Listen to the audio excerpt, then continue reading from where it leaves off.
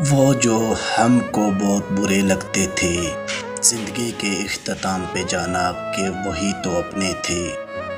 उन्होंने अपने सीने को चीर के हमको अपना दिल दिया था और हमने उनके दिल को हाथ में लेके मसल दिया था। उन्होंने ज़ुबान से कहा तो कुछ नहीं था, मगर उनकी आँखों ने सब कुछ हमसे कह दिया था। उनकी मोहब्बत को हम ना समझ पाए थे। उनके दिल ने जब एक सजदा किया, हम उनके दिल को पढ़ ना पाए थे।